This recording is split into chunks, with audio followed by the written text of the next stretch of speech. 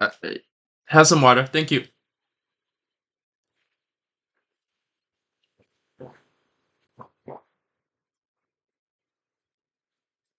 Testing audio. Cool.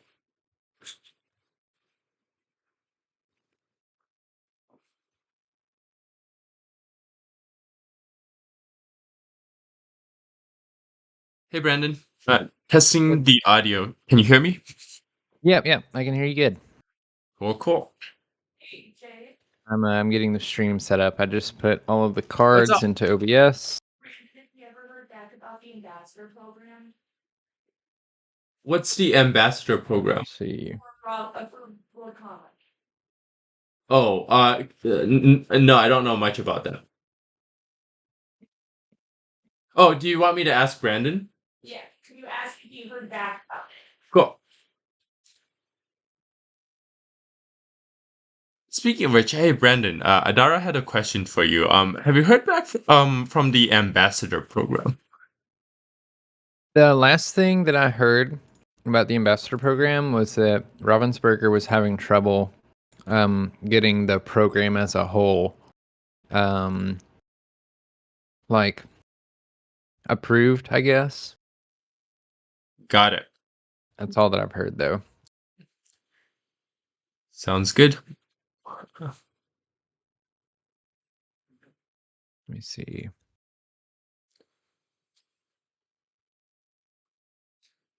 And then similar to last time, I just let the players know that to hopefully just start on the hour, and that gives us potentially just 5 minutes before 11 o'clock Eastern to just do some introductions and kind of introduce the players who we are, Bsquared and me, and then we'll talk about just the players, Lao and Jasinket, and then what sort of decks they're going to be running, and then that should put us about time for the players to begin their games. So, I'm so sorry, Jay. I need you to say all of that again. okay, sounds good. So I told the players are joining this tabletop room, and they're probably going to join a little bit before 11 o'clock Eastern. But I told them we would definitely appreciate it if they could start their games at 11 Eastern, which gives us some time. So about 5 minutes before when they start playing. So 10:55 Eastern, we can start our introductions, and you can potentially give the countdown to kind of do that transition on the Twitch if you have some sort of transition, and then we can just do the introductions, and that should bring us to about time for when the players start playing. Okay, yeah, that sounds good. I have Twitch running right now. Cool. It's just on a stream starting soon page, so they can't hear us or anything. I will say, so I don't know why it does this during the main stage instead of like in voice chat, but the like Discord UI doesn't go away when I move my mouse away. So if the cards at the bottom of the screen or like at the very bottom of the screen, it might be hidden by some of the Discord overlay stuff.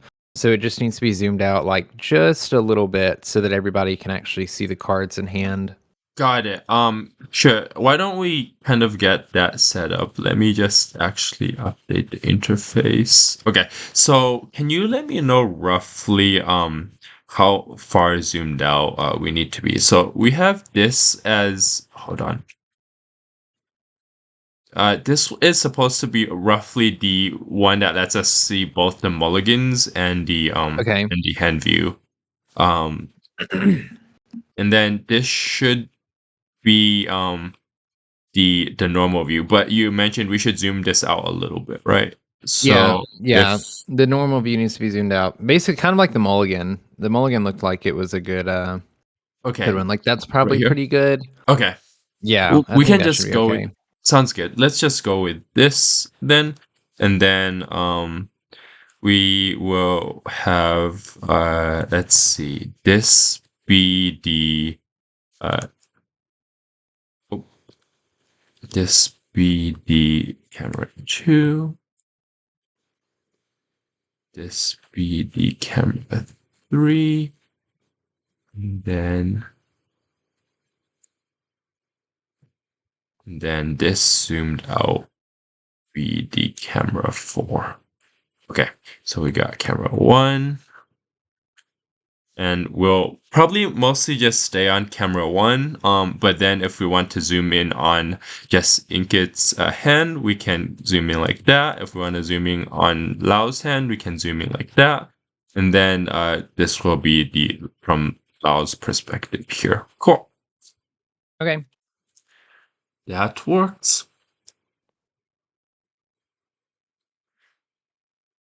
Got roughly about 10 more minutes. Oh, did the timer thing go away? There we go.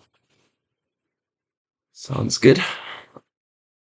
We need one of the things I'll probably kind of continue to dig into is just to maybe have a fast or a better kind of interface for game begins in. Oh wait, is Lao King Broderick? Maybe Lao Yes. is. Oh, got it. So Jasinka is Brad Weaver. Cool. So I messed up the names. Apologies there, but yeah, no, I was just saying I need to kind of look at potentially a better kind of a timer interface just to say like game begins in however long or something like that. But Yeah. in a pinch, this will work. I feel like people get the idea that we are planning on officially beginning at the start of the hour. So Trying to get a tweet put out, but I can't find the names of or the handles for the people that are actually playing. Let's see.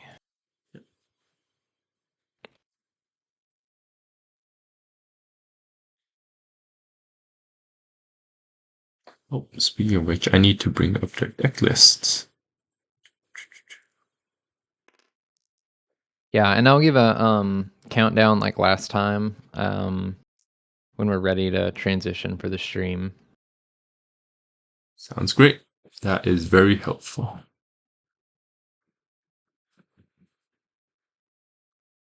Okay, here we go. Okay.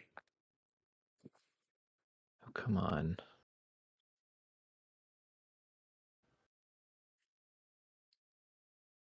Drive.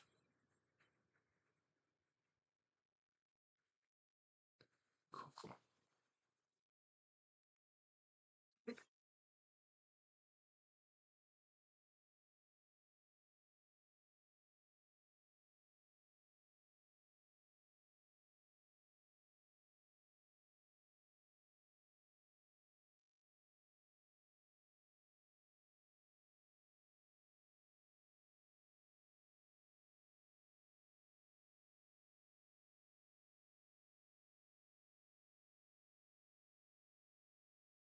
I don't know what Lao's Discord or Twitter handle is.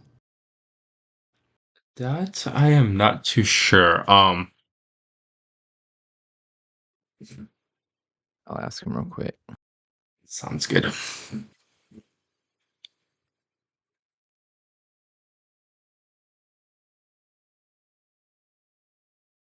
Oh, turns out he doesn't have one. Okay.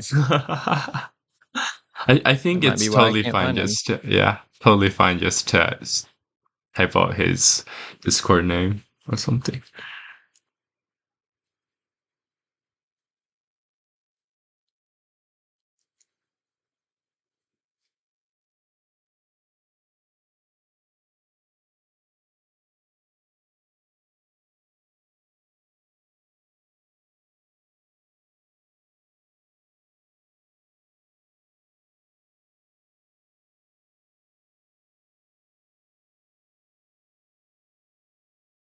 Okay. That is sent out. and close out of everything else. Sounds good. And we can probably get started with the introductions. If you want to give us a countdown, we can introduce the players. Yep, give me 1 second. Oh, I do need to promote both of the players. Shoot. Let me know when you're ready, Jay. Okay.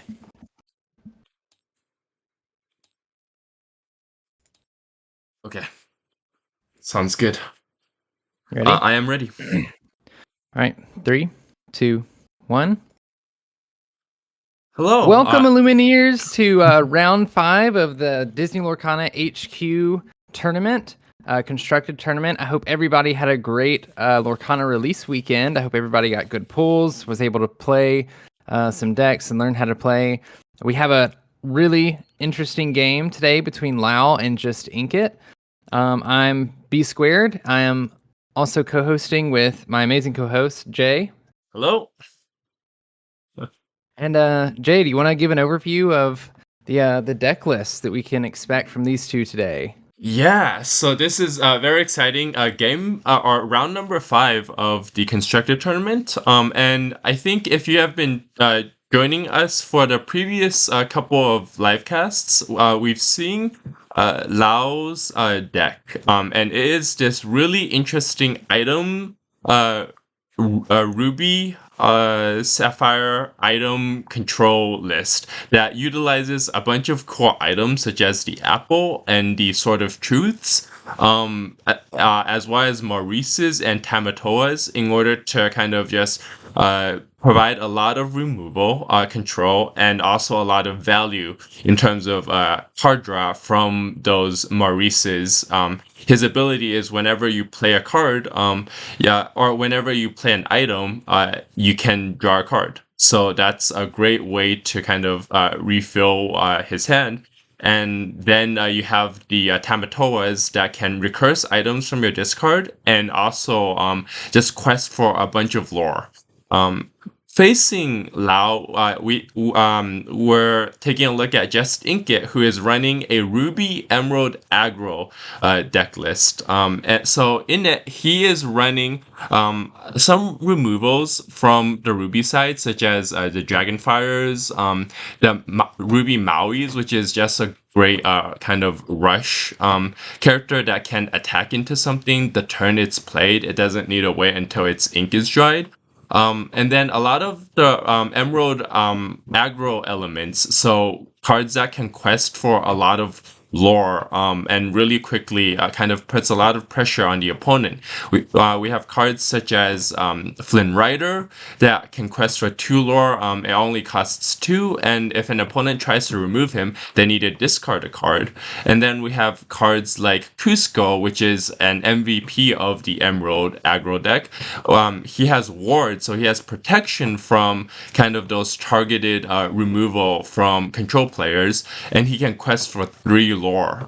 And a lot of I think Just Ink It is also running Pongos, which are great evasive characters, really tough to challenge into.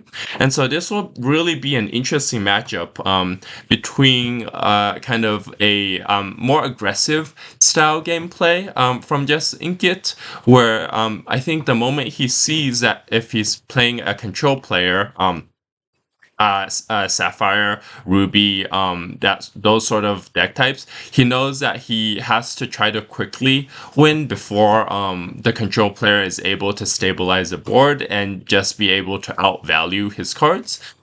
Whereas from Lao's perspective, we're gonna see him try to figure out ways to slow down Just Ink It enough that he can start getting his engine going. But potentially, Lao may also have ramp in his Sapphire set to be able to quickly get to those Maurices and kind of get the value from playing items there as well. So we do see a little bit of kind of not pure aggro or not pure control from either player, because Jessinket is also running those Dragonfires and Mauis and Genie on the jobs to provide a little bit of that mid-range kind of as the game goes on to get some value there. And so yeah, we'll definitely see an interesting matchup. Do you have anything to add? No, just Cool. you mentioned it's the control versus semi-aggro matchup, right? He's running a couple of those, like you said, Genie on the Jobs, a couple Mother Knows Best, Dragonfires, Mauis. One thing that we've seen Lao is, even though he's running a control deck that is a very top-ended deck, right? He ramps very, very quickly. He gets to 5 very fast, and so I'm very eager to see whether or not Just Ink It can get ahead of him before he can start taking control. Yep. And we see both players draw their initial hand of 7 cards. And I didn't see who won the dice roll, but we can at least see how they're gonna mulligan their cards here. And from Lao's perspective, he is just mulliganing his items, keeping his ramp with Grammatala, and he the question is he going to mulligan away his Maui there? From Just Inkit's perspective, he is mulliganing away his Cheshire Cats, or at least 2 of them, LeFou, and keeping or he's mulliganing away all. I bet you he's probably searching for those Flynn Riders and those early game 1-drops like Duke of Westleton's. From Lao's perspective, we see after the mulligan, he's drawn into 2 Tamatoas. Now, Lao's probably wishes to see them a little bit later on in the game, but he does have some Fishbone Quills to be able to kind of ramp really quickly. So we'll see how quickly his deck can ramp. From Jesingit's side, we definitely see him kind of get that Flynn Rider and get that Duke of Westleton. So I think Jesingit must be really happy after his mulligan. We see Lao ink a Fishbone Quill, and he's going to do a little bit of searching. He draws a Maui and a Magic Golden Flower. Something that I think is really interesting is I kind of like seeing those Cheshire Cats, because one of the quickest ways that Lao is going to have to take control of the board from Just Ink It after he throws a bunch of stuff on board, presumably, is that Maui, being able to rush the Maui into things. And I mean, Cheshire Cat banishes whatever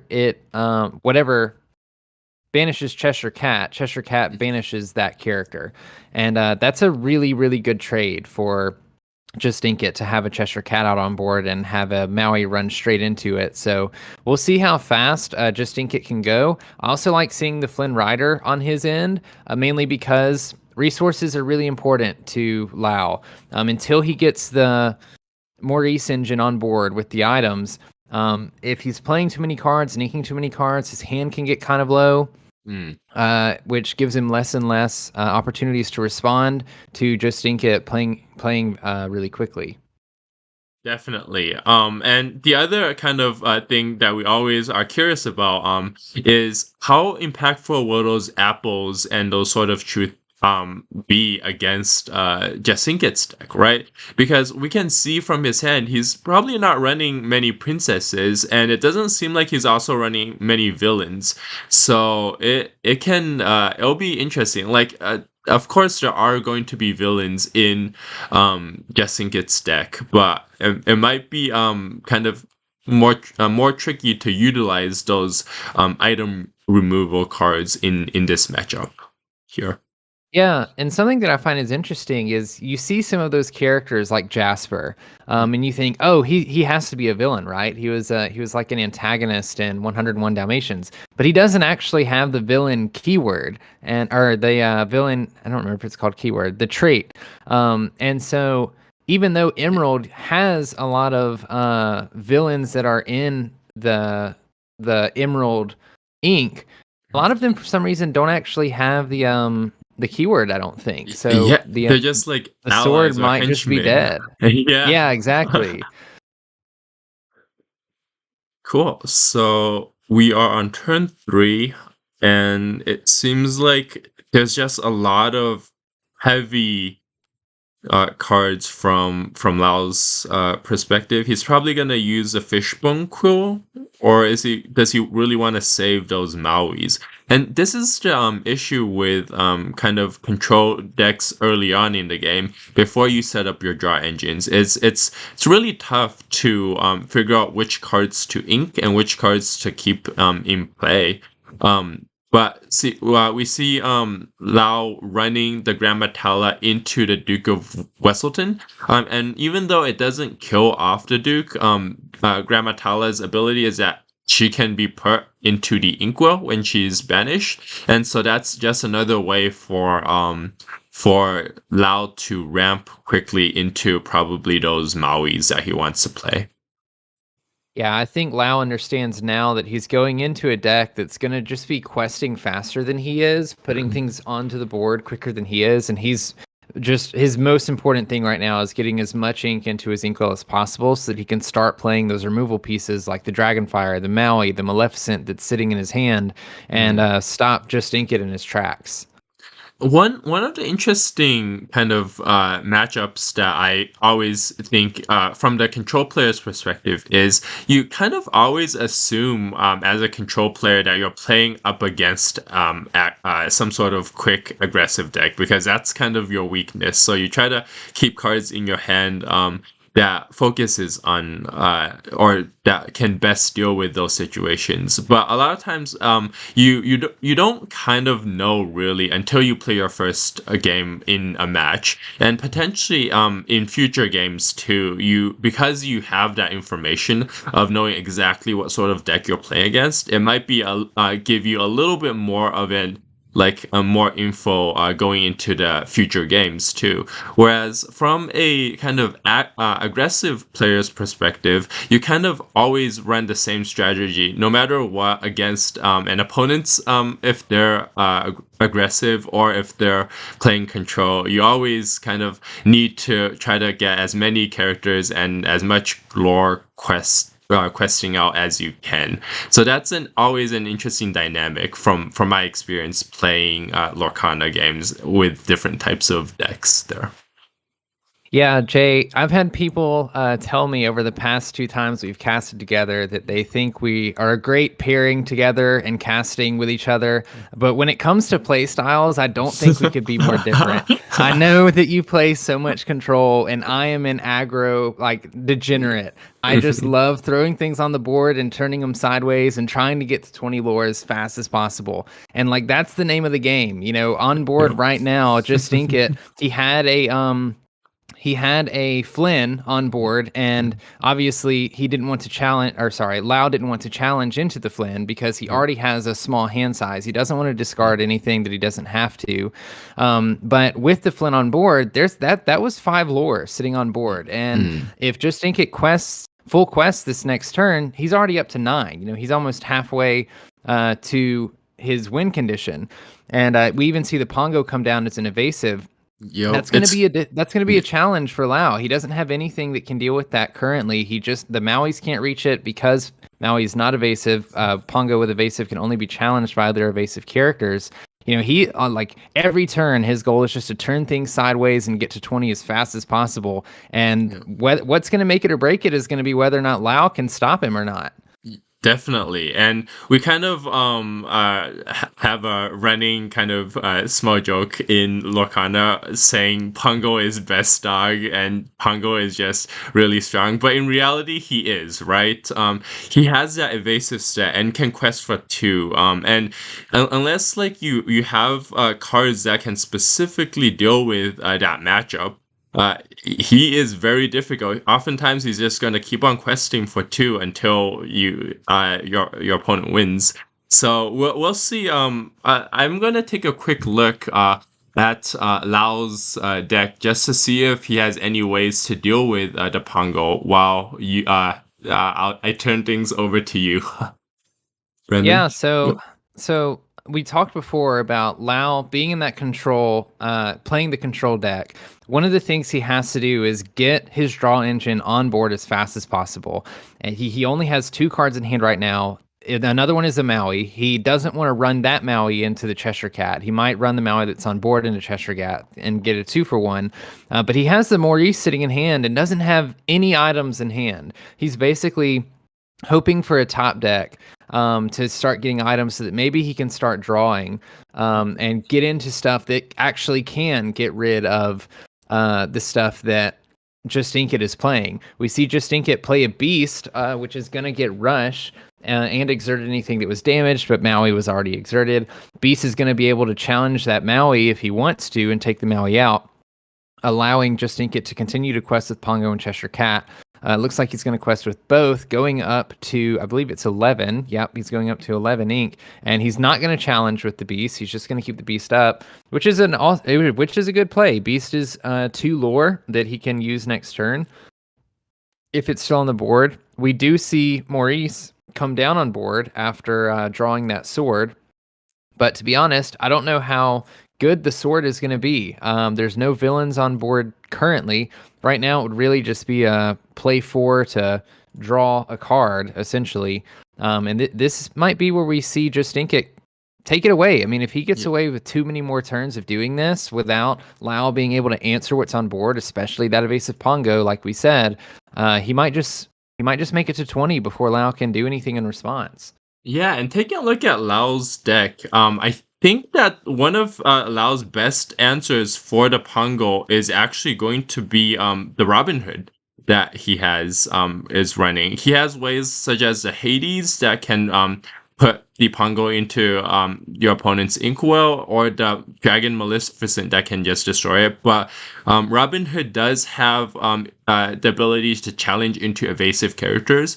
But I feel like right now we can definitely see that Just Inkit is running away with questing and has a lot of threats on board here. So right now, Lao does have a Maui to take care of the Beast, but until Lao draws into either Hades, a Maleficent, or Robin Hood, or his remaining Dragonfire, I think he just can't deal with the Pongo right now. Right. At minimum, he can play the Maui this turn, take out the Beast, and then Just Inkit has 5 lore on board. So he quests with everything next turn, and then all he needs is the Pongo to live, right? To win. So it's going to be basically Lao has 2 turns essentially to find something to get rid of this Pongo, and then even then, Lao is sitting at 0 lore. So he's going to have to really stay on top of it, continuing to pull those things that are going to keep Lao from questing with the stuff that he's throwing on board immediately. Mm-hmm. Yeah, I think in general it's definitely a bit of a tougher matchup from what we're seeing. I'm gonna take a look to see if that Beast is a villain, but I don't believe he is. So that probably means that pretty much his swords don't really do anything. No, the Beast is not a villain. So essentially, what that means is Lao's apples and swords in this case isn't going to give him too much value, which is going to be tough because I think Lao needs every single bit of value from his cards in order to kind of try to stabilize the board against such an aggro player here. Yeah, it's definitely not looking good for Lao with Just Inkit having another Beast in hand. He can just play it. If he wants to, he can run it straight into the Maui and make it so that he can quest with Hans potentially for 3 lore next turn and continue to have the Pongo.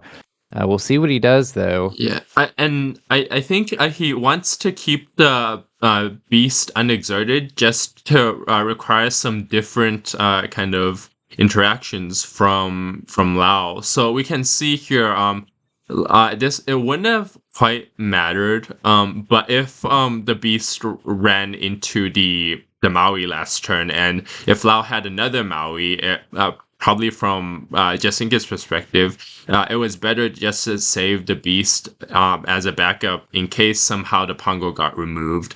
The beast could also quest for 2 lore, and we can see that Lao drew into his Hades, but just a little too late there.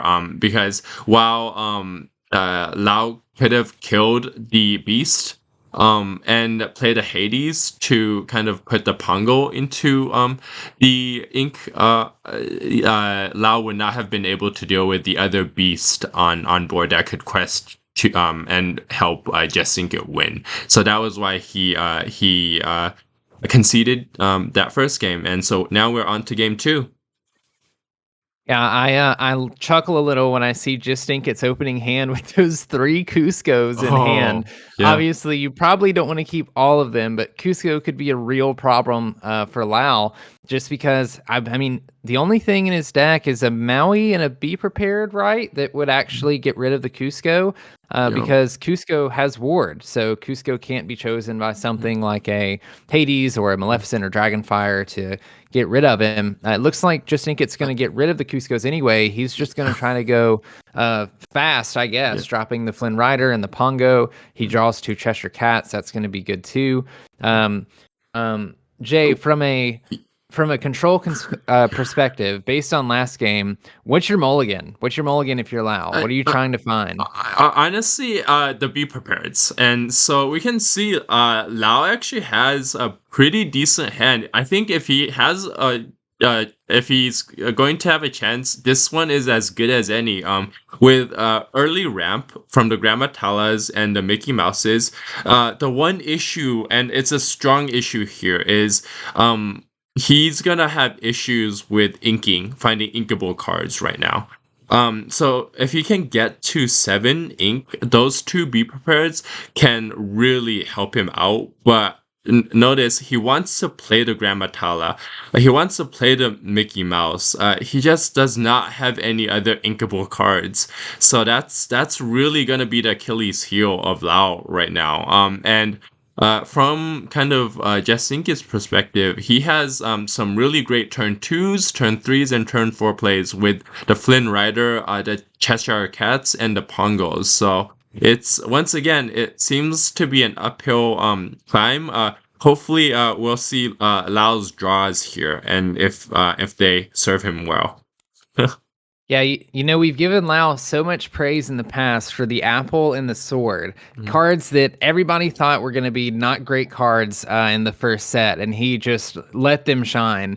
And this is the matchup where they just kind of go dull. He has that swords in hand, and it's just kind of bricked. Like you said, he had a full hand, or an almost full hand of uninkables. He had 5 uninkable cards. Only 2 of them were inkable. He needs to play these ramp cards. He wants to get these ramp cards out. And because of that, he's having to get rid of his Mauis that can get rid of other cards, as Just Ink It is trying to quest and race him to 20. And like this is the downside of running some of those uninkable items that sometimes win you games, but when you're playing against a deck that they don't really work too well in, they just kind of sit in your hand, especially without the Fishbone Quill. He just can't do anything with them. Yeah, this is case in point. Right now, he can't get out another inkable in order to play out that Mickey, and that just delays him a little bit.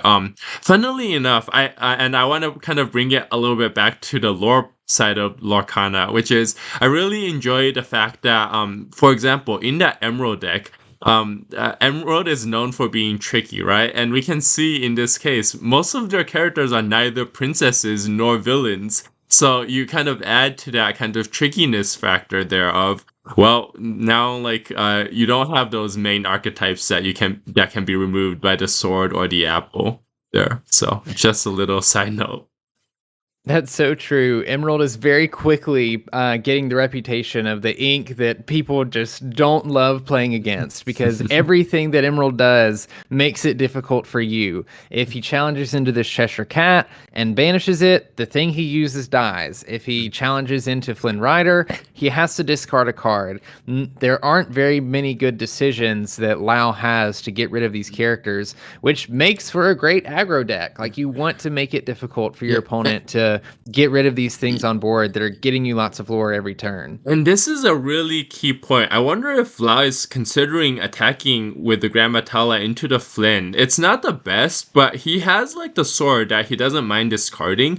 It won't kill Flynn, but at the same time, it can at least put Grand Matala into his Inkwell. So I wonder if that's something that Lau is considering right now, even though it's really tough to run into a Flynn and not kill it and have to discard a card in your hand. So I could absolutely see that play. He has the Dragonfire in hand. He knows he'd be able to use next turn to at least slow him down a little bit.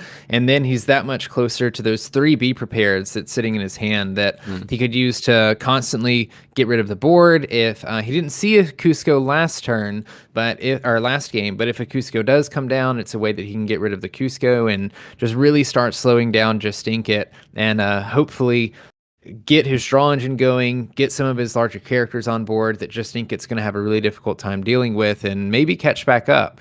Because Just Ink It isn't going as fast right now. He only has 2 lore. He has 4 lore on board, but he's not going near as fast as he was last game. So maybe Lao has a little bit of chance to keep up with him. And we see that happen. He runs Grand Matala into Flynn Rider, and which will banish Grammatala into the Inkwell, just ramping up a little bit more. Yep, and I think his plan is at least now he has a Dragonfire to deal with the Cheshire Cat, and at least he has the Mickey to kind of run into the Flynn Rider next turn.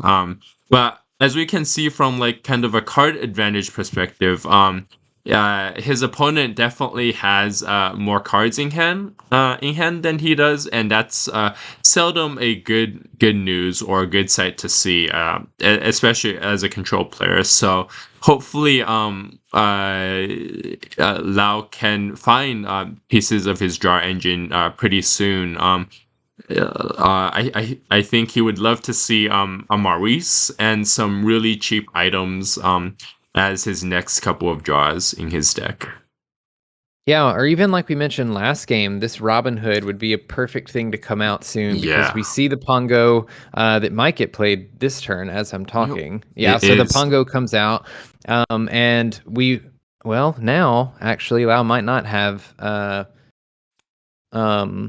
enough cards to even play the Robin Hood looking at it. And he wouldn't have less cards in hand, so it may not matter now. But with the Pongo out on board and having fewer and fewer cards in hand, the Robin Hood is definitely something he would be looking for. Definitely. All of these cheap items, I bet you Lau is really hoping to have drawn some of his other Inkables, but I think he has plenty of cheap items in his deck, so yeah, just go straight into the Inkwell as he's aiming to kind of get to that 7 ink for a Be Prepared. And honestly, he might not even run out the Dragonfire this turn. I think it might be very likely that he just wants to get as much value out of those Be Prepared as he can, so he might just wait to see if opponent wants to play out some additional creatures. But nope, he is going for the Dragonfire on the Cheshire Cat. Nope, or the Pongo. Okay, I thought he had hovered over the Cheshire Cat, but nope, I think Lau decided that the Pongo was a greater threat because at least with the Cheshire Cat, he can still attack into it.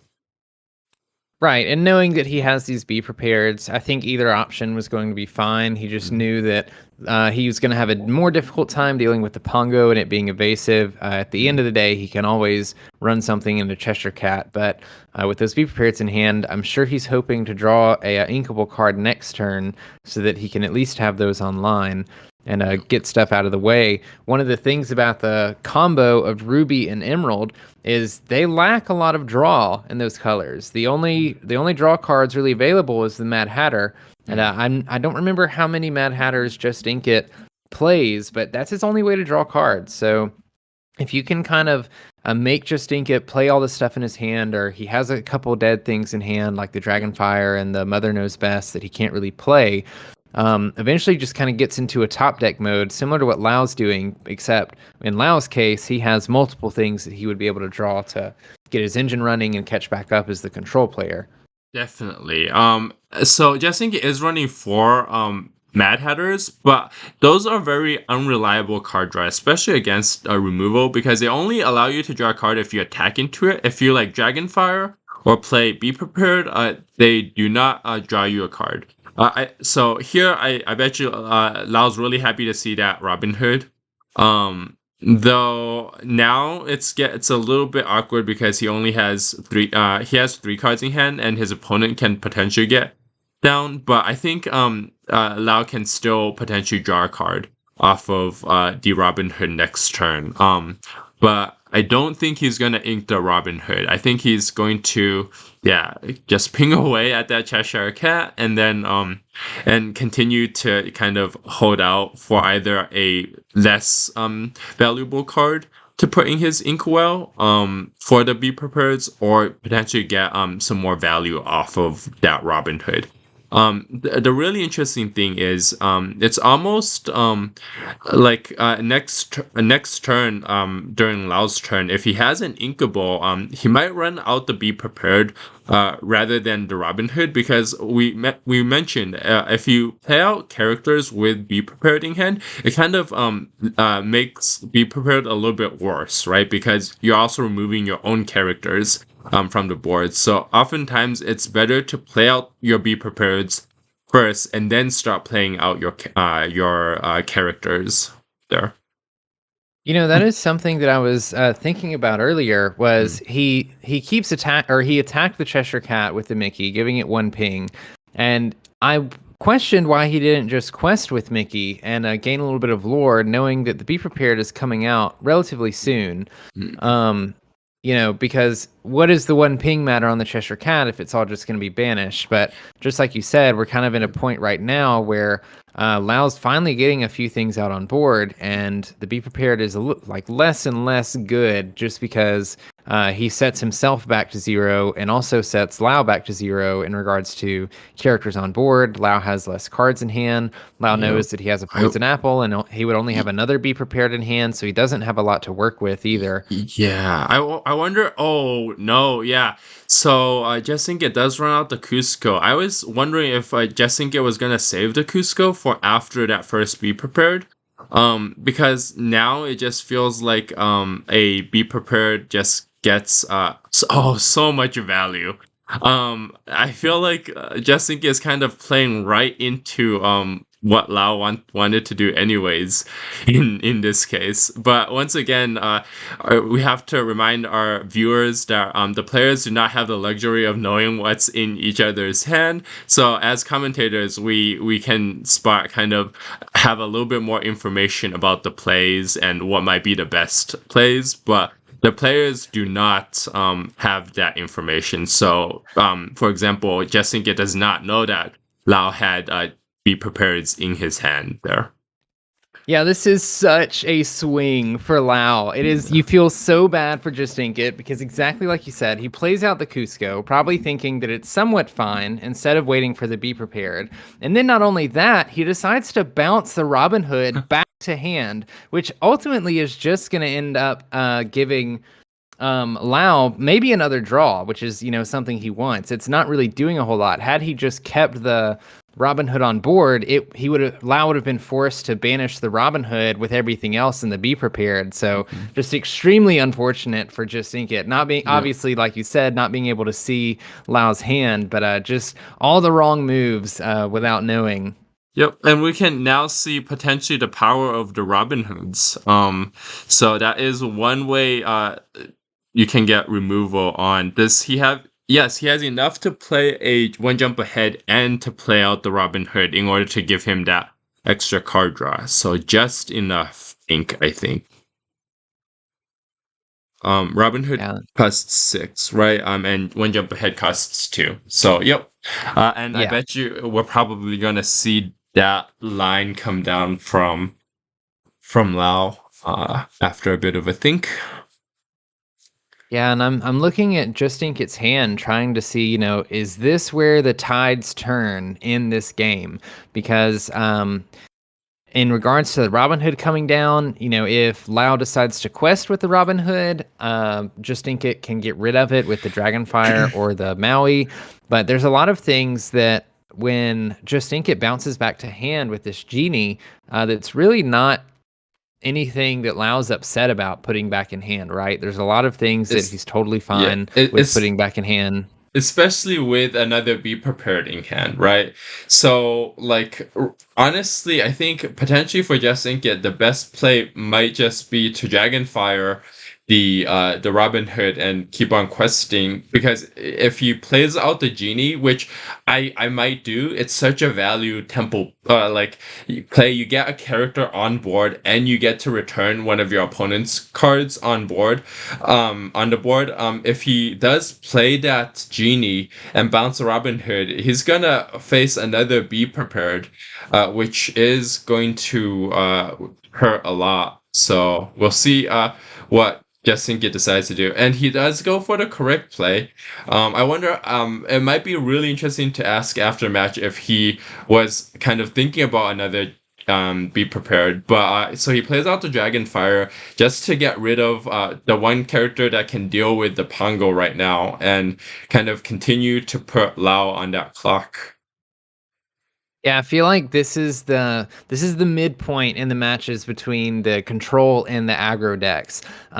Just Inkit is just far enough away that he doesn't feel great about winning necessarily yet.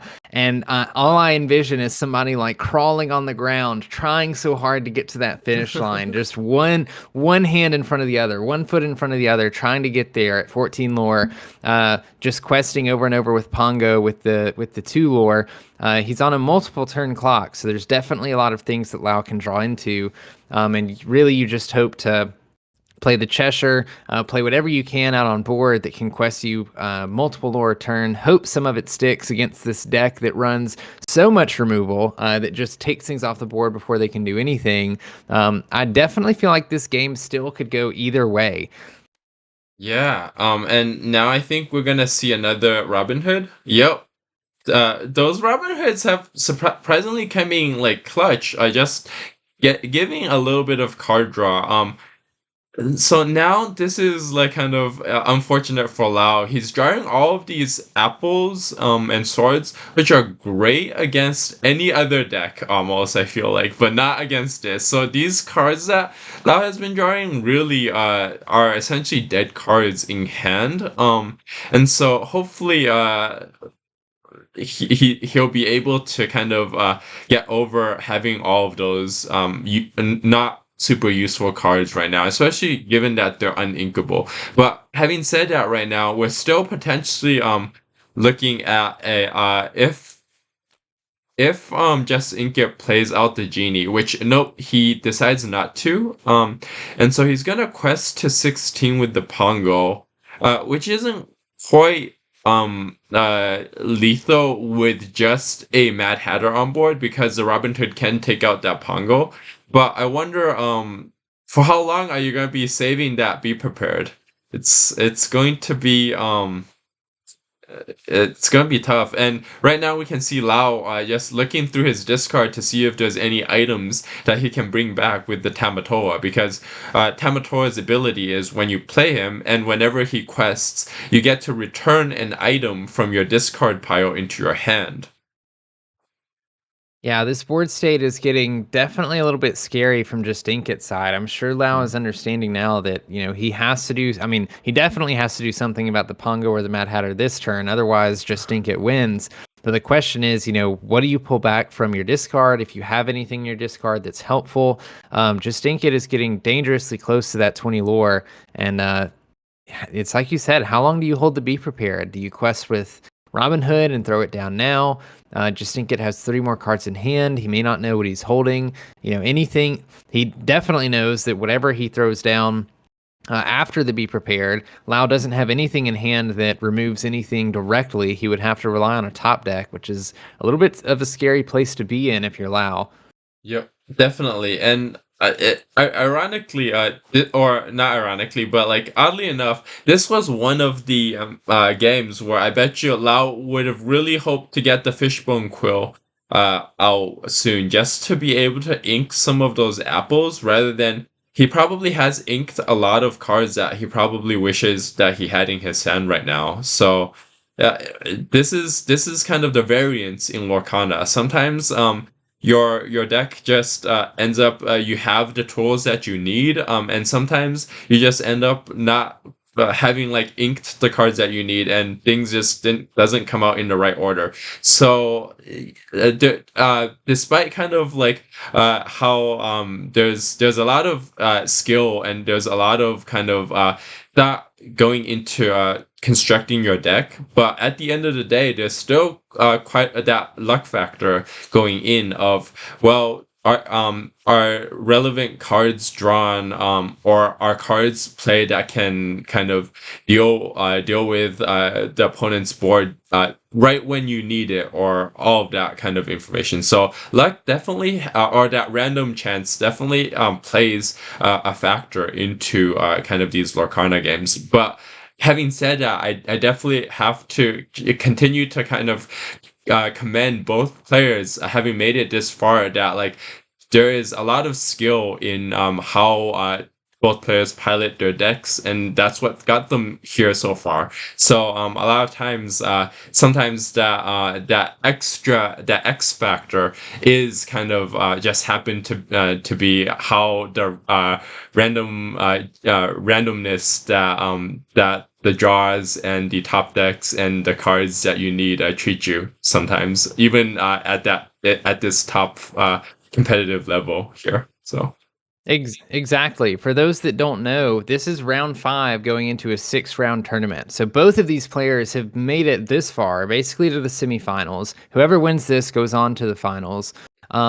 Both players have done extremely well. We've been following Lao since round 3 with this item deck that he came into that everybody was surprised by, and it has just taken down deck after deck. And sometimes this is just how the cards fall. You run into a deck that doesn't run anything that the swords and the poison apple can target, so your deck just becomes a lot worse. And not only that, it's an aggro deck going into a control deck.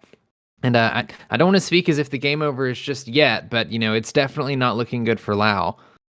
yeah, well, we know like Be Prepared is coming out next turn, but being at that 19 is always so difficult. Actually, I think Lau can afford to hold on to the Be Prepared for one more turn. I see that Maleficent draw, so technically he could play out the Maleficent to kill the genie, but once again, like I said, when you have a Be Prepared, a lot of times as a control player, you want to run it out. So I would say, like, if you run out the Be Prepared, you still have 3 ink to play with. And then next turn, you do have a Maleficent to kind of remove any cards. And we know that from our casting perspective that Just Think It doesn't have any characters that can quest, but from like Lao's shoes, you gotta be scared, because when your opponent's at 19, all they need to do is play out 2 characters that can even quest for 1, and just having 1 removal isn't enough, right? So it's definitely scary. But the correct play here for Lao would be to play the Be Prepared, but I could totally see a Maleficent coming down here, just because Lao might want to save that Be Prepared for potential 2 if Just Think It plays out 2 characters next turn or something like that. Yeah, Jay, this is where these are the games that get me on the edge of my seat, because Just Think It is at 19, but we also see in his hand, he doesn't have a character that has lore on it. He can play the Maui, but the Maui can't quest. So we see Lao play the Be Prepared, get rid of everything, We know that he has the Maleficent Monstrous Dragon in hand, and so Just Ink It is kind of relying on top decking stuff right now. But even if he top decks a card that gets him lore, he can play the Maleficent next turn and banish it, unless it's a Cusco. Cusco would get him out of this debacle. Other than a Cusco, though, he just plays Maleficent Dragon, banishes it. He has the apple on board, so that if the Maleficent Dragon stays on board, then you can use the apple to exert something and challenge it. This is one of those things where, like, I have no idea how this game is gonna go. Oh, this is amazing because I think Duke is a villain, right? Duke of Westleton. So yes, Duke is a villain. Of all of the cards that Sword can banish, I bet you Lao definitely doesn't want to run a Maleficent into Duke. But this is another kind of showcase of why it's so dangerous as a control player to let an opponent get to 19 lore. I'm surprised, honestly, that Just Ink It didn't run out that Duke. But for example, if your opponent is at 19 lore, all they need is any small one quest character that is unexerted to threaten lethal.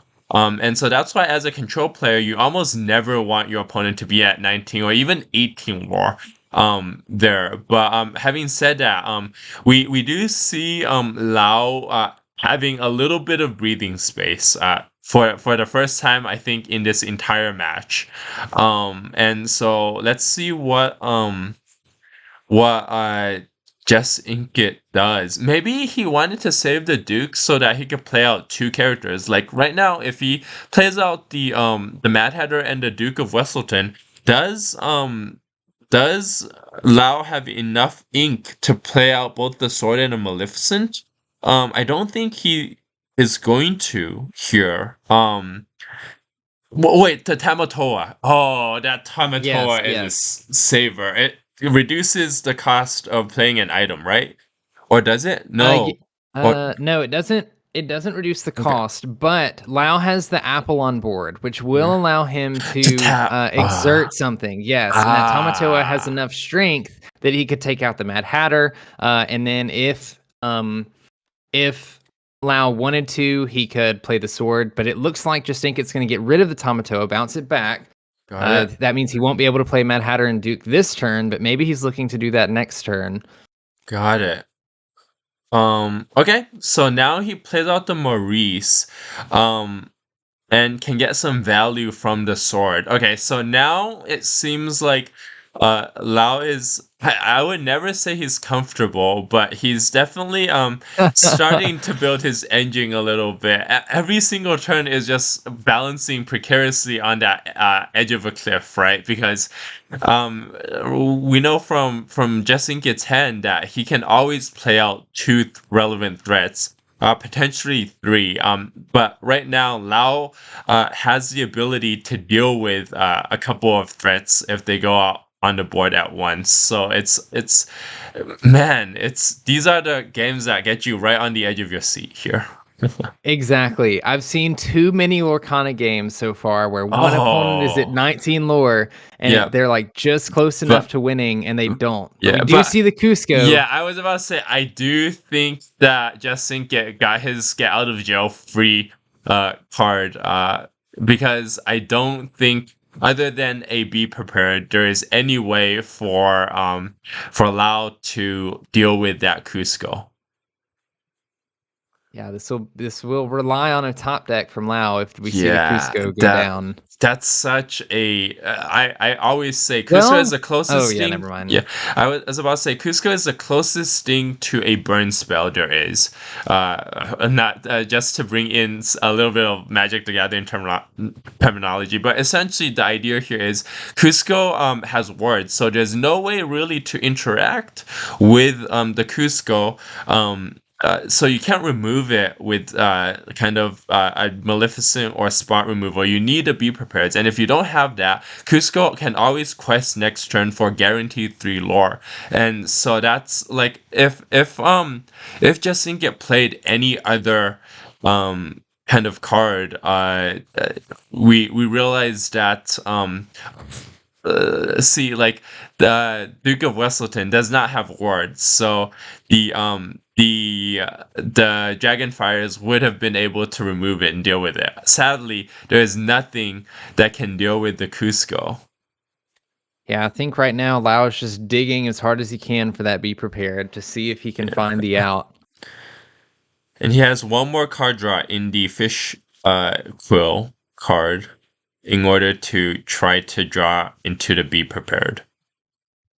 I think a Fishbone Quill is only 2, right? So he should be able to have enough. Oh no, a Fishbone Quill is 3, I think. Oh, okay, but he can ink a card to play out yes, the fish. yes. So he still can draw a Be Prepared here, but no. So I think that Cusco is the get out of jail free card. If it wasn't for the Cusco, I think Lao may have had a decent winning chance there. So yeah, I don't think there's anything that Lao can do. That looks like it will be game 2. Just ink it, taking it, going to round 6 with his aggressive Ruby Emerald deck against Lao's control Sapphire Ruby item deck. Yep, it is sad to see the really cool tech Lao kind of lose here, but we can definitely see sometimes those poison apples and swords do really well, and other times they're kind of like drawing blanks. So this is, I think I would have said from a get-go, this would have been a really tough matchup for Lao's stuff, just because of the lack of princesses and villains in his opponent Jessinget's deck. And not to mention the fact that you're a control player running into an aggro deck, you're already always going to be a little bit on the back foot there. Yeah, I think especially on this game too, Lao having so many uninkable cards in hand that he couldn't do much with. I mean, we saw just how long Lao was able to stall Just Ink It from winning this game. Maybe potentially had he had a couple inkable cards there in the beginning, been able to get on a little bit faster than he would have had a fighting chance. But we finally see the item deck go down, unfortunately, as Just Ink It goes on to round 6. Sounds good. I am going to just quickly shoot a message to both Lao and Just Ink It, inviting them onto the main stage. Yes, that give me a moment here.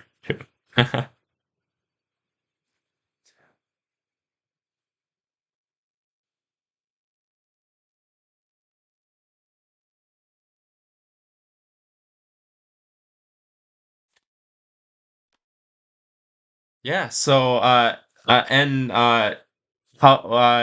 I guess the other kind of interesting question that we'll have to kind of research a little bit, and we're definitely hoping to cast round 6, the finals between Jess Inkit and the winner of Walter Jensid versus Saini, I think, and it'll be really interesting to see which deck comes out ahead in that matchup there. So we definitely for sure have one aggro deck reach the finals. I wonder if it'll be aggro versus aggro or aggro versus control, or what the second or what that final matchup is going to be too.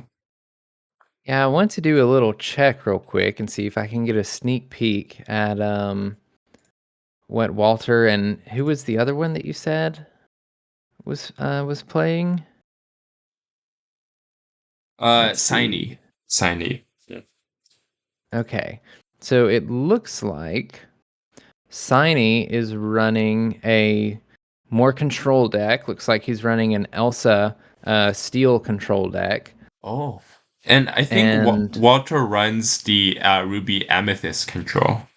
Yes, that is exactly what it looks like it would be. So either way, it looks like it will be a aggro versus control matchup, which will be very interesting to see if one of these can keep up with Just Inkit's aggressive deck. Definitely. And the one interesting thing I would note here is that Just Inkit's aggressive deck isn't the fastest aggressive. It kind of balances or hedges the aggressiveness a little bit with that mid range with some removal.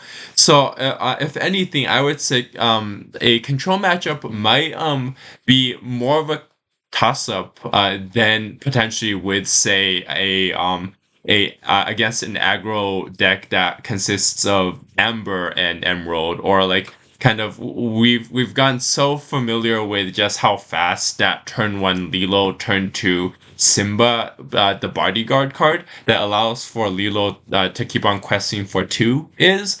But because Jessinket doesn't run Amber, it might potentially make the matchups even a little bit more balanced there. But definitely excited to see. I think really it's gonna be a lot of skill in play here for whatever kind of that final matchup is going to be too. So it's going to be a delight to kind of check out and just watch.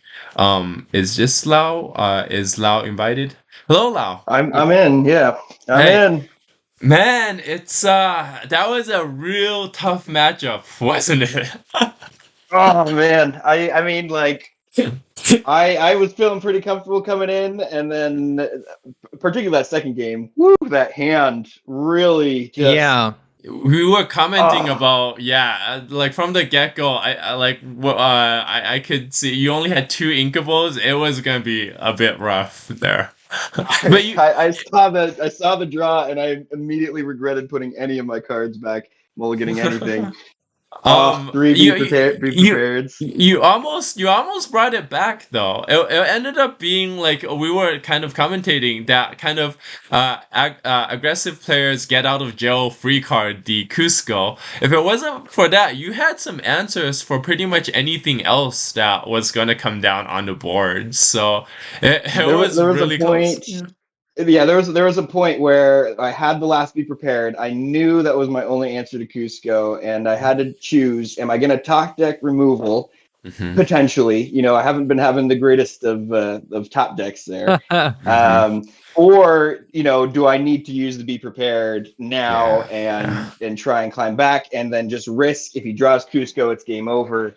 If not, then I'm fine. So I chose the Cusco route, and he did top deck the Cusco. And ouch, yo.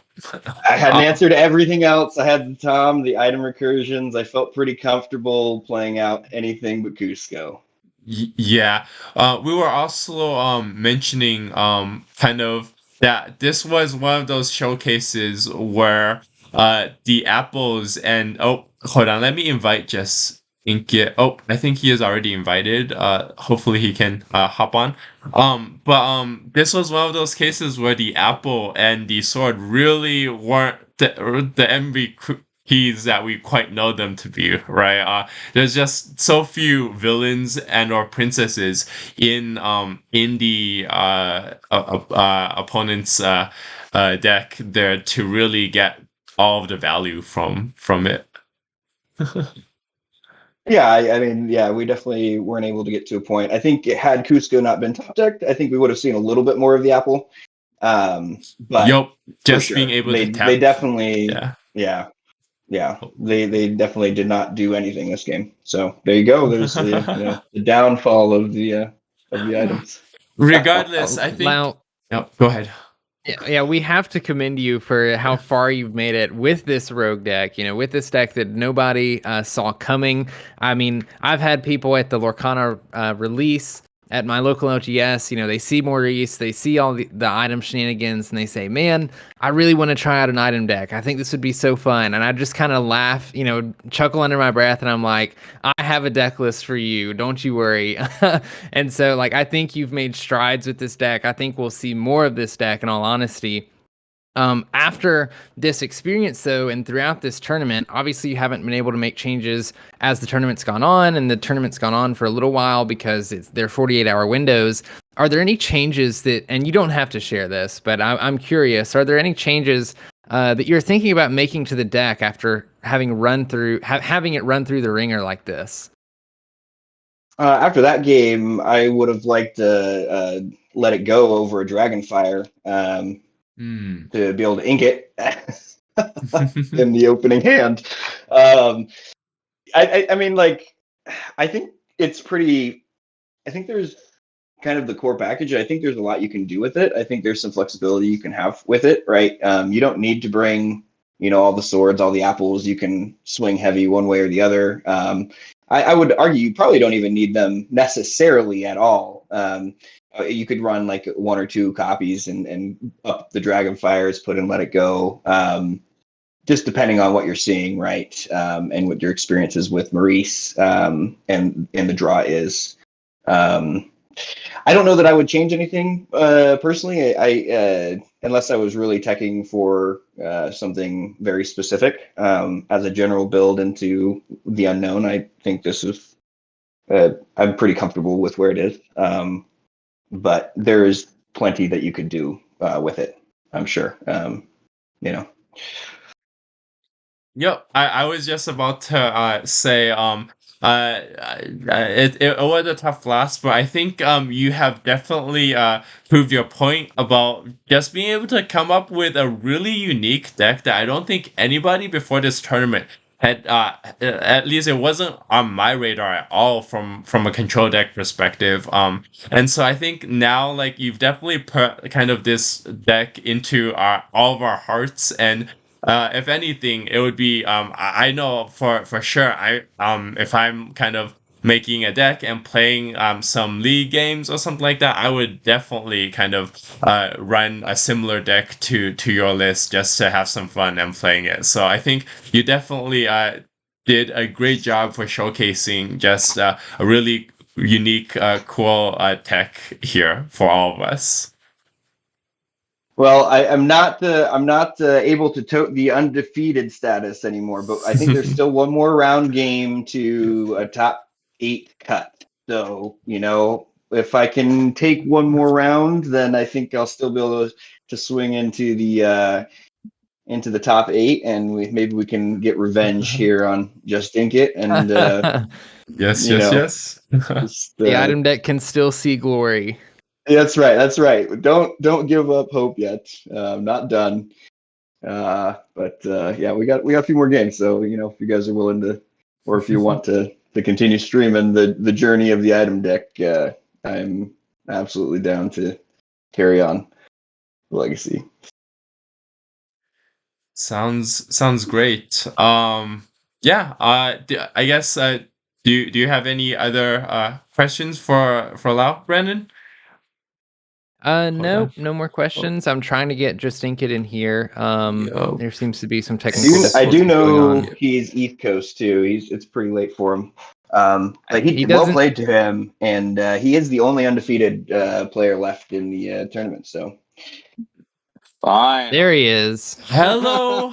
Nice. Welcome. Finally got him in here. It was hiding. It was hiding behind the top of my phone. I couldn't hit the accept. Oh. Yeah, I run into that problem as well. It's weird. Glad we finally got you on here, and congratulations, Just Ink It, for going undefeated so far after five rounds. So Thank definitely. you. Yep. I was just we were just talking about how this deck really kind of does really well.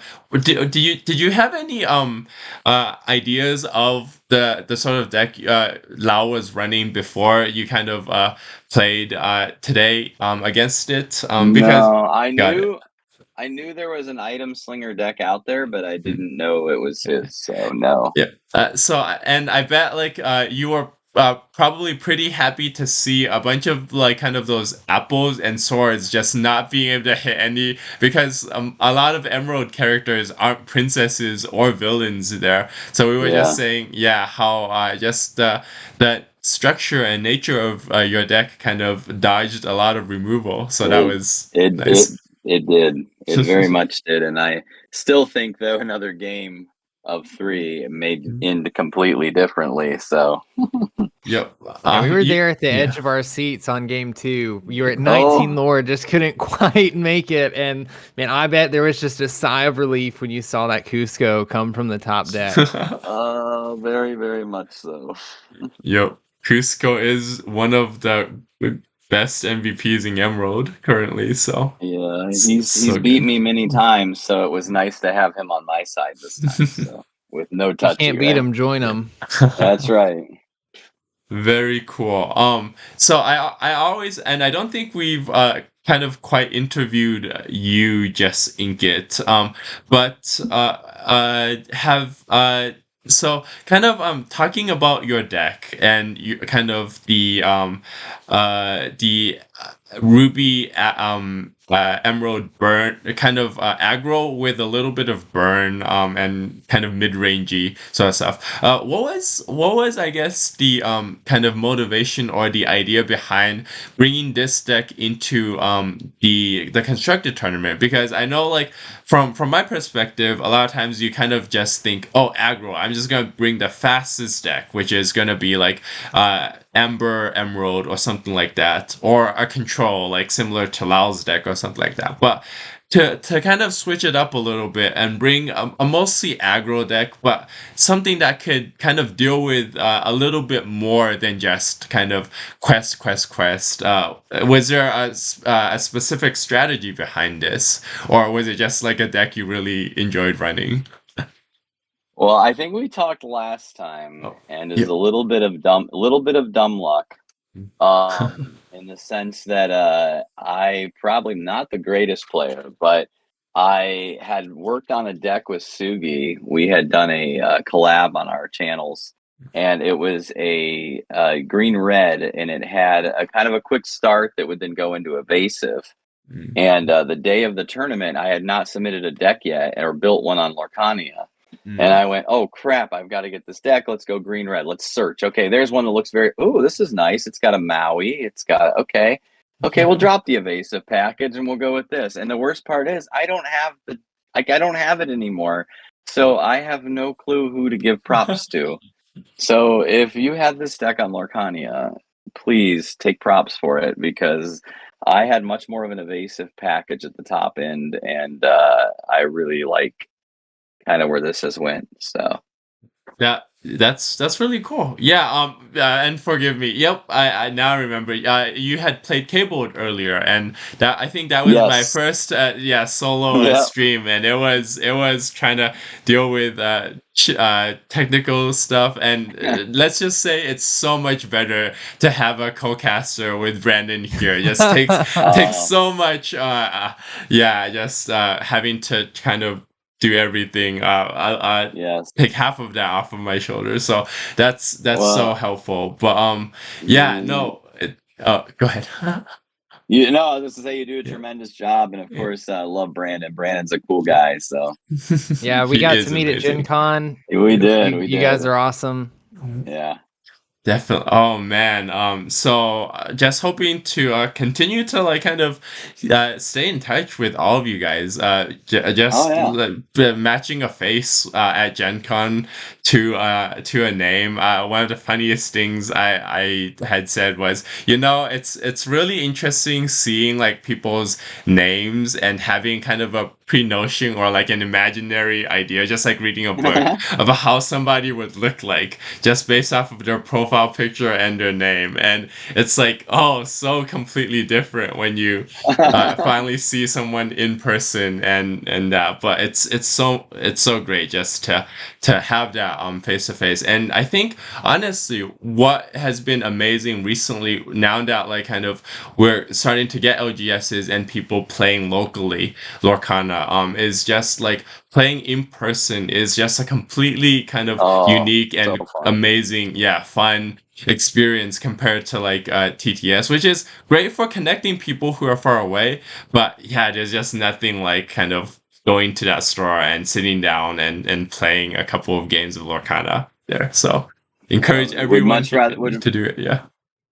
Much rather play in person than on my computer, but I'll make do. Yeah, Definitely, speaking of playing in person, have you guys built these decks physically? Are you planning on bringing them to your LGSs? Obviously, there were a lot of local events this weekend for Lorcana release. I hope it was as good to you guys as it was to me. Oh, amazing. But are you guys trying to build these decks physically, or are there other things you're trying to build? I'm trying to build community is kind of the first thing. I'm very excited about community. We had 10 show up to our first league night. We kind of did a starter deck, and then we actually drafted a box. And I got a lovely evasive package that went 3-0. Did not do as well in my other one. And then on Friday night, we traveled about an hour to play in a box tournament that was a starter deck. And my son got to go 4-1 in the Swiss and got to make top 4. So that was kind of cool for him. And my other son went 3-0 in our release. So they all kind of had a good taste of a fun weekend. So. Yeah, I have to say, one of my favorite things about Lorcana so far is watching how many families have come into the hobby. Oh, yes. And like getting to meet you and your son and the rest of your family at Gen Con, and literally seeing an entire family that is excited and playing for Lorcana just like gives me butterflies. I think it's awesome that you guys are trying to build community, and you know there's at least each other to play with, if nothing else. Yes, but you know, hopefully more and more people show up for you guys. That's awesome to hear. Definitely. This game's gonna blow up. There was 28 people up at that one tournament, so that was amazing. So that's awesome. And do you mention do you like are you part of an LGS or? Yes, yeah, I am. Got it. No, that's really cool. So best of luck with that LGS, and hope you guys do well with kind of this new product. I can imagine it's probably pretty hectic trying to kind of deal with something that's new and everyone seems to like want, and the demand is so high for it. So best of luck there. Call around, get to know your local game stores, and you won't get gouged. I think I got 4 boxes at MSRP, so you definitely gotta get to know the different game store owners. But I don't blame some of them for wanting to up a little bit because of the scalpers. But if you're gonna sell it to somebody local that you know, sell it at the right price. Agreed. Sorry, that's my message for tonight. No, you're all good, man. I love it.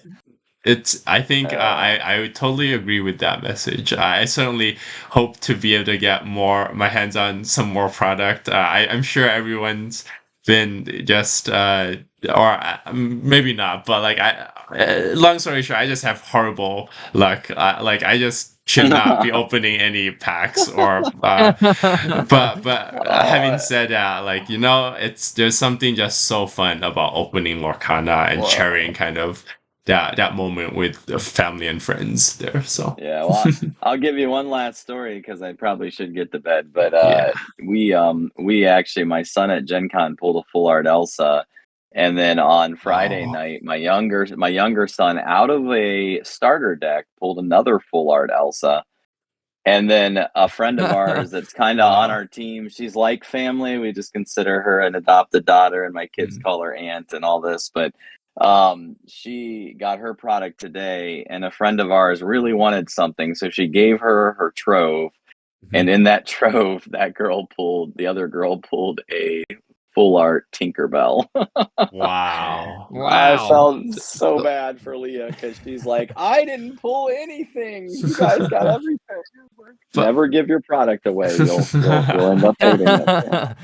But these are also what makes for just wonderful stories and like makes things memorable one day, like down the road. So it's really cool what kind of Lorcana has done, and what Ravensburger and Disney are kind of combining just to add a little bit of like magic and fun to our lives every once in a while. So for sure. Well, Jay, unless there's any other questions you have, I'm going to offer to these guys to plug any of their stuff they want to plug, your socials, your YouTubes, anything like that. We'll start with Lao. Go for it. Yeah, I mean, once again, I'm Lao pretty much everywhere that you want to find me. And elsewhere, I'm most active under Claromancy Games. It's a game publishing company that I co-own with a buddy of mine, and we've just launched our first game on Kickstarter. We're working on getting that fulfilled, hopefully by the end of this year. And yeah, so feel free to check us out and reach out if you have any questions or are interested in anything like that. But that's about it for me as far as socials go. Cool. And how about you, Justin? Well, send that link down in the chat. I always like new games, so I would love to check that out. But we're just kind of a family of creators that we're just kind of trying to learn as we go. And I know we've got some fun stuff coming out with our this weekend. We did some videos. We also did a pack battle among the family of who did it best. So we each opened four packs. So all 6 of my immediate family was involved. And yeah, we're on Just Ink It on YouTube. If you search Just Ink It Lorcana, you'll find us. And we're on Twitter and Instagram. And we were trying to get to 100 subscribers before the end of on opening, but we're close. We're like 84. So if you haven't subscribed, go subscribe to us.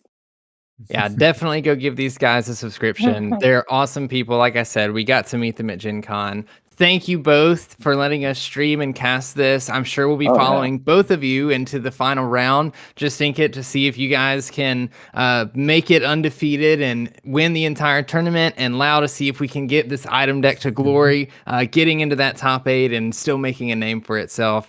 Thank you guys so much. Jay, do you have anything you want to plug before we sign off? Once again, just wanted to congratulate both players for making it this far, and thank you so much for just spending time with us. You can catch me on I have a YouTube that typically releases some content every once in a while. Just look up Jeilanin or J-U. My first name is J-I-E, last name is G-U.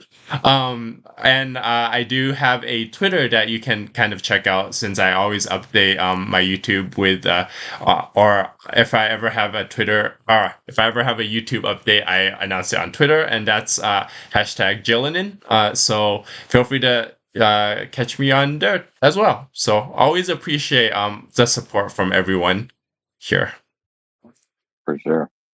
And you guys can catch me at Bsquared24 on YouTube. You can also catch me at Twitter at Bsquared24, capital YT. And for everybody that is watching in the Discord, go over to the LorcanaHQ Twitch channel. When we do these, we live stream on Twitch where we have the cards pop up and all that kinds of stuff. Brandon has great interface to show you some of the relevant cards, and you can actually read it. So yeah, so go give a follow on there so you guys can watch there. Anybody that's in the Twitch stream and isn't already in the LorcanaHQ Discord, it should be in the description or in the About Me of the channel, so be sure to come join. We've got over 7,000 members in here. It's an awesome community. We're all excited for Lorcana. With that being said, congratulations to both of you again for making it this far. Thank you guys so much.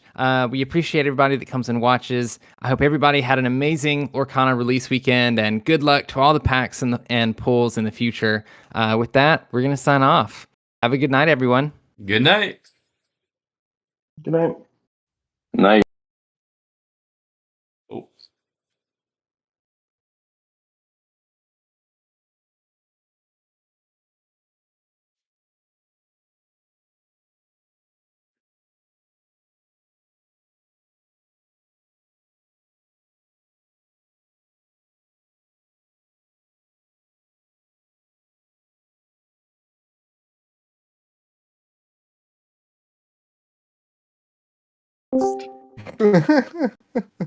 Woohoo! Great job, man. Brandon. Good job, guys. Thank you. Thank you.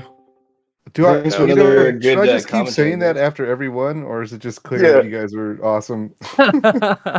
No, please keep saying it. I love to hear the praise. Oh man, It's It just was so okay. fun. Excellent. Hey, it's I don't all know. good. For me, it was just so fun to just see kind of both players be able to run their decks and just So even if like it wasn't the best quality we stuff, I certainly just enjoy doing this so much. So it is all good. It's so much fun to watch. That was great quality. Like I didn't know what was going on, but I enjoyed watching and listening to it. I haven't played Lorcana yet, so I just saw Medina was in this thing, and I was like, "What's going on here?"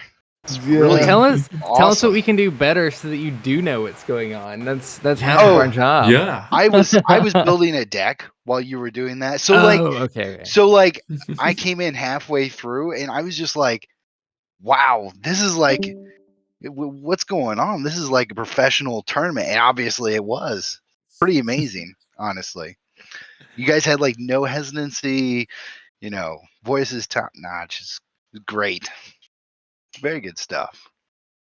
Thank you for the feedback and everything. And as always, we do try to kind of continue to work on kind of bringing making it kind of more accessible in our commentary. Like I think one of the things that's the hardest, at least for me to do, is kind of potentially balance the act between kind of explaining some of the more basic things in Lorcana for people who might kind of join or are a bit new, versus just being able to kind of talk a little bit faster as to keep up with the players and kind of to go through what might be going through the players' heads and all of the kind of nitpicky or unique things that comes into play based off of the cards on the board. So it always feels like there's not enough time to kind of talk through as thoroughly as we would like all of the details going on. But we do our best. Yeah, and it definitely wasn't your fault. I didn't know what was going on. I was because you guys were explaining like what was happening and what players were looking for and why they were looking for it. It's just I'm walking around my house while I'm listening to this, and it's just so I'm not even getting able to see most of it. But it's great. Super cool. And I'm super happy to hear. Like a lot of times, just being able to kind of listen to kind of some stuff. I always mention one of my favorite things is to watch chess. And that sometimes is a little bit of a drier game, but I just like to put it on the background and listen as I'm doing some other stuff. And so the kind of like that just reminds me of that. So all good. Exactly. Yeah. I got to watch the stream from last week, and I think I don't know if you were able to see the hands a little bit more this time, or if you're able to get the camera angle